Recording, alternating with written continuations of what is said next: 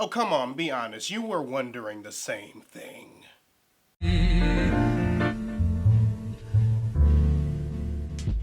Readers, ever since the announcement of Todd Phillips' Joker, the internet just went...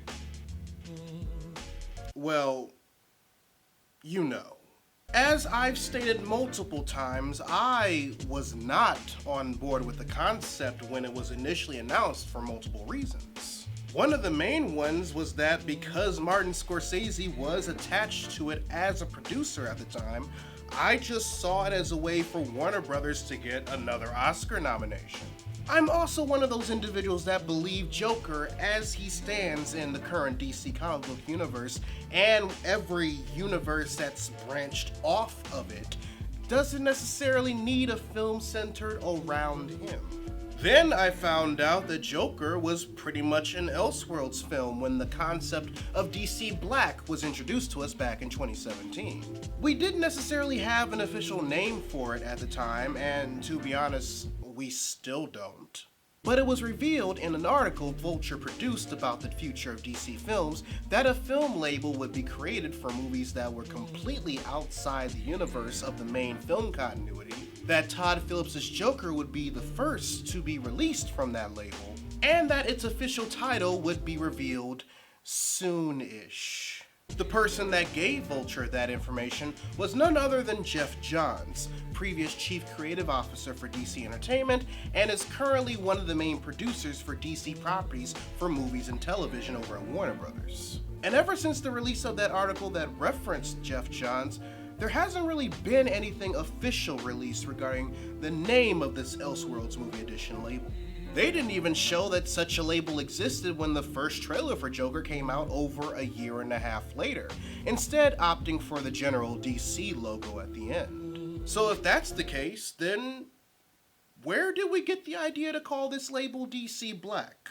Well, that has a lot to do with the fact that on March 8th, 2018, DC Comics announced a new imprint under its name called DC Black Label, allowing comic book writers and artists the privilege of telling Elseworlds-esque one-shot stories that are more mature in nature without being mistakenly associated with or limited to the continuity of the mainstream DC universe. Some of its first titles include Batman Damned, Batman White Knight, and Frank Miller's Superman Year One, also known as toilet paper. Then, over 3 months later, Hollywood Reporter released an editorial written by Boris Kitt about the strategy changes Warner Brothers were making to DC films after the release of Justice League. Todd Phillips' Joker was mentioned as a movie that could be launched under the new label that could be branded as either DC Dark or DC Black. And while Warner Brothers didn't confirm this bit of information, even when the teaser trailer for Joker dropped 10 months later, people began to run with that idea, while at the same time taking DC's March announcement of the DC Black Label imprint as a sign of what was to come for DC films, thus shortening the comic book imprint DC Black Label in order to create the fan-made DC Films label, DC Black.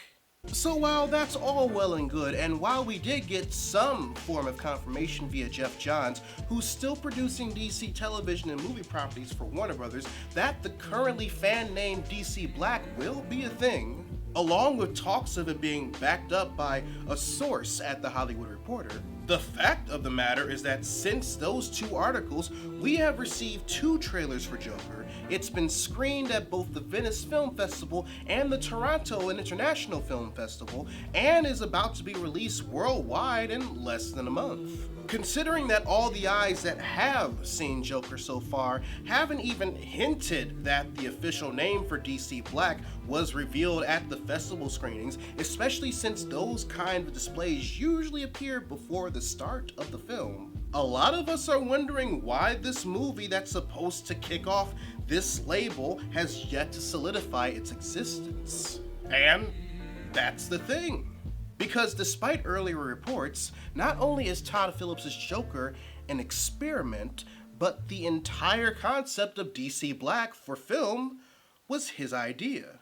According to an interview he had with the LA Times, it was Phillips who brought the idea of the label to Warner Brothers, saying that he pitched it at the same time that he pitched Joker. It was a way he thought would allow more filmmakers the wiggle room they always wanted to make with these characters without it jeopardizing the main continuity. The thing that's interesting about that, however, is that according to Phillips, Warner Brothers wants to see how well the movie does first before setting anything in stone. So that's probably why we haven't heard much official word about the Elseworlds-like label since Jeff Johns' interview of Vulture. They're not trying to make anything official until they see how well Joker does first. As far as why Jeff Johns said what he said in that interview, if that's the case, well, that could have went a lot of ways. Maybe DC Black was initially gonna be a go by that time, but Warner Brothers decided to not pull another Dawn of Justice without updating Johns on their current standing. Maybe Johns shot the gun a bit too early during the interview while the idea of DC Black was still on the idea board. Until either himself or Warner Brothers explains, we may never know whether or not what Jeff said that day was a slip-up, if what Todd Phillips told the LA Times is indeed true.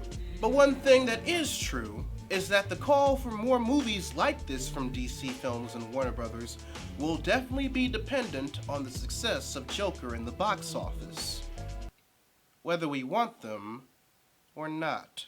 So with that being said, readers, your homework assignment for the day. Write in the comments section below where you believe the current standing is for the rumored DC Black label. If you want to help financially support the channel, you can join my Patreon by clicking the card at the end of the video or in the link in the description down below, where you can also find a link to my merchandise store. Or if you prefer to give one-time donations, you can find links to my PayPal and my Ko-fi account in the description box as well. Also, make sure you subscribe to my channel and turn on notifications, because I'm posting new videos every Monday, Wednesday, and every other Friday. But until then, this is Readus 101. Class dismissed.